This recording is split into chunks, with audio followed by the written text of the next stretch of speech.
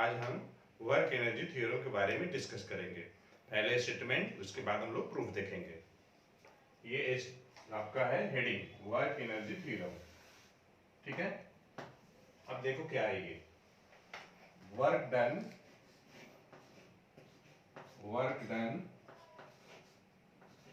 Bye a force, मैं केवल F लिख रहा हूं, capital F equal to change इन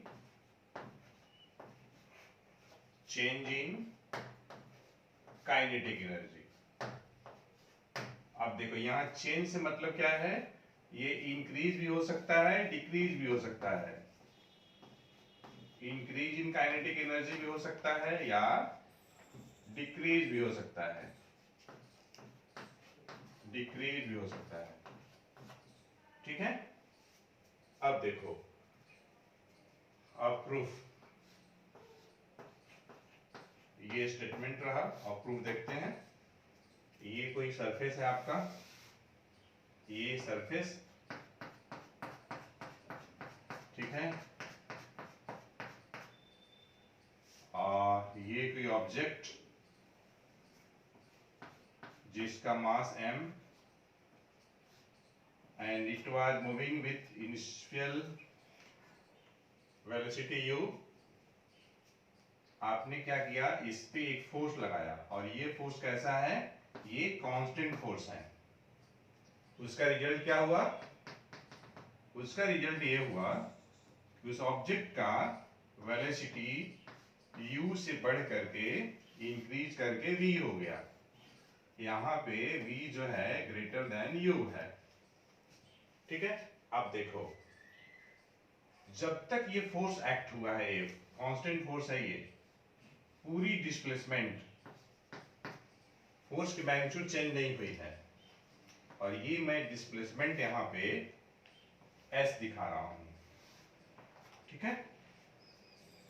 अब देखो वर्क डन W कैसे निकालोगे, magnitude of force into displacement, F equal to m into a, और ये s को आप ऐसे ही रखो।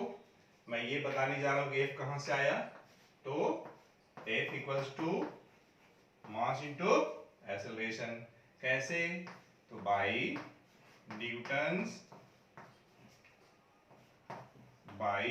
Newton's second law of motion, law of motion से आया,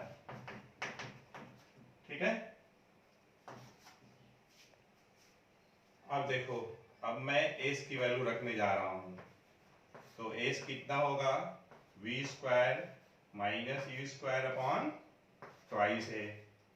ये कैसे आया, तो as v square equals to u square plus twice as, ये लीनियर इक्वेशन ऑफ मोशन है, मोशन इन वन डायमेंशन में ये इक्वेशन है। u क्या है, इनिशियल वेलोसिटी, v क्या है, फाइनल वेलोसिटी, ये क्या है, एक्सेलरेशन प्रोड्यूस, s क्या है, डिस्प्लेसमेंट।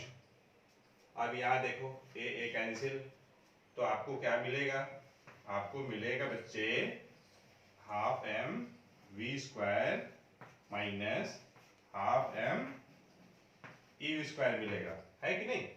अब देखो हाफ m v स्क्वायर क्या है, एकदम बहुत ही आसानी से आप बता सकते हो, ये final kinetic energy.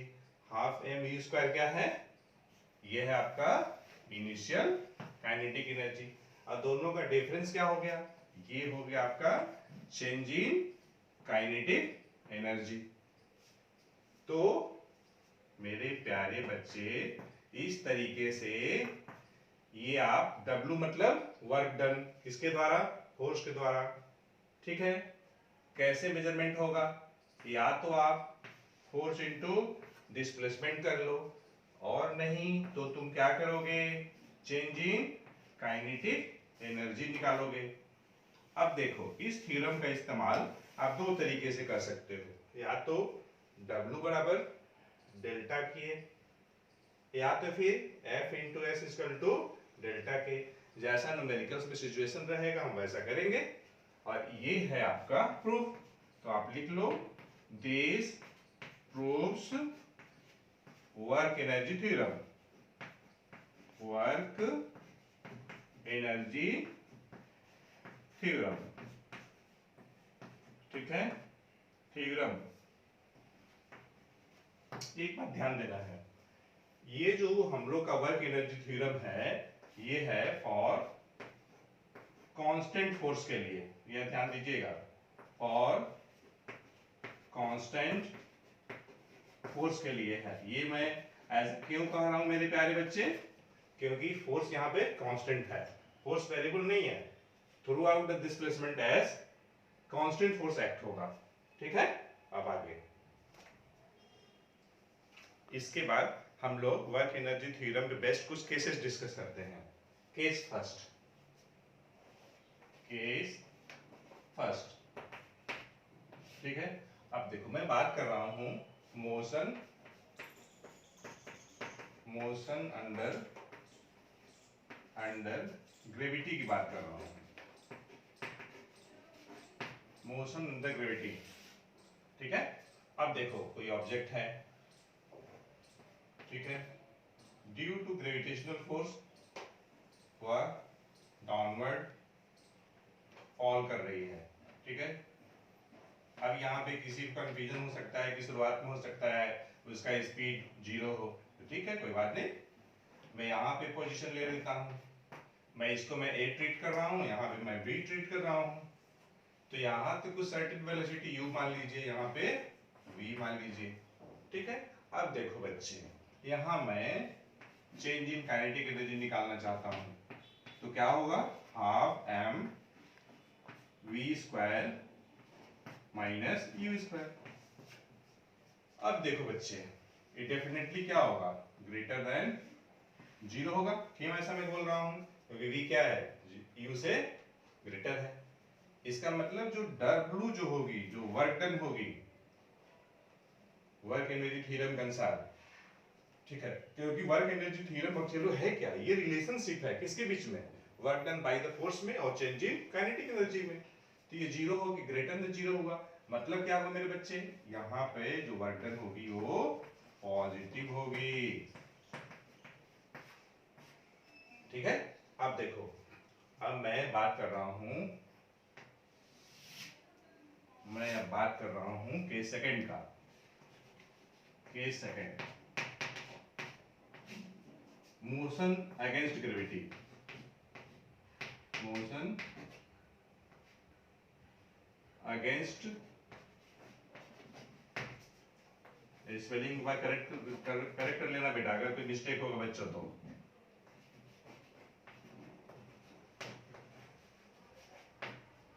Motion against gravity.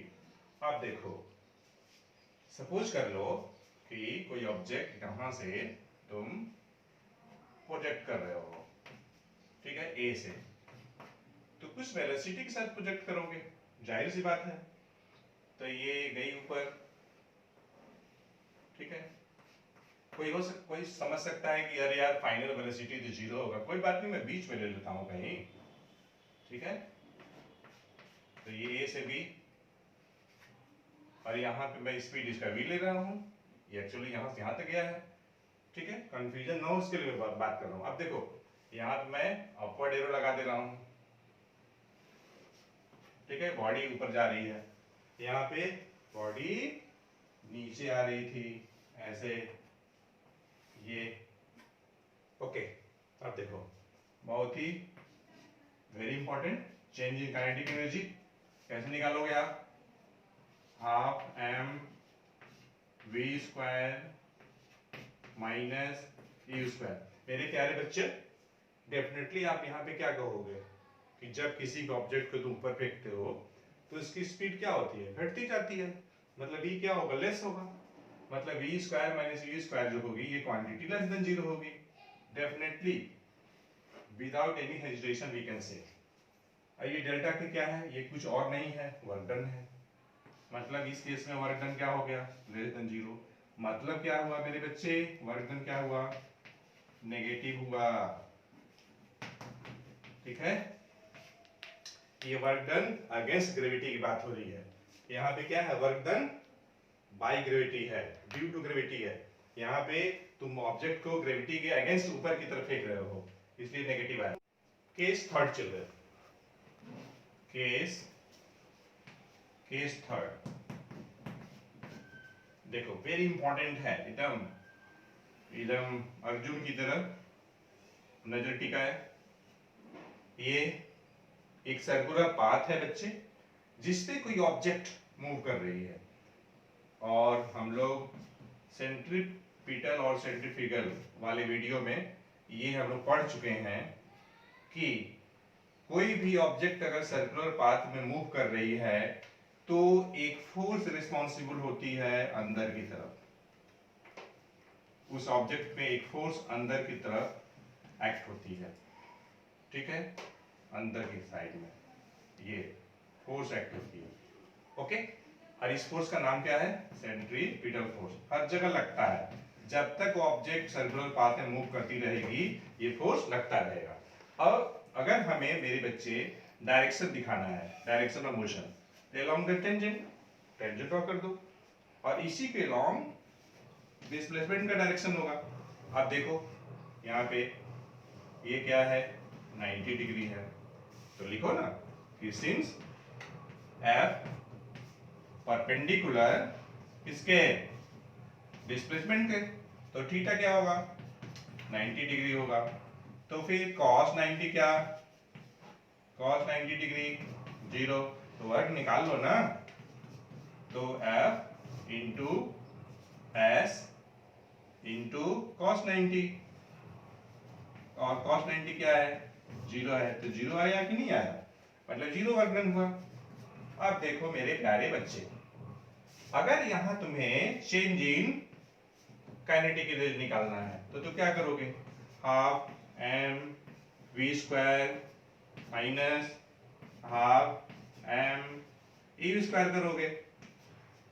आइए देखो वर्क एनर्जी थ्योरम के अनुसार वर्क डन अगर 0 है तो मेरे प्यारे बच्चे मन के सच्चे, चेंज इन काइनेटिक एनर्जी भी 0 होगी। तो फिर मतलब क्या हुआ, मतलब ये हुआ मेरे प्यारे बच्चे कि 0 equal to half m v square minus half m e square, और हम ये बोल सकते हैं यहां से कि that is v equal to u। मतलब क्या, मतलब स्पीड कांस्टेंट। तो इस तरीके से हम कह सकते हैं कि अगर कोई ऑब्जेक्ट किसी सर्कुलर पाथ में मूव कर रही है तो किसी भी इंस्टेंट उसकी काइनेटिक एनर्जी वही रहेगी थ्रू आउट द मोशन, और क्या, वेल स्पीड भी वही रहेगी, स्पीड भी चेंज नहीं होगी, ठीक है, क्योंकि वर्क डन 0 है, ठीक है। तो मेरे प्यारे बच्चे, हम लोग फिर नेक्स्ट वीडियो में एक अच्छा कंसेप्ट पर फिर मिलेंगे। थैंक यू वेरी मच बच्चों।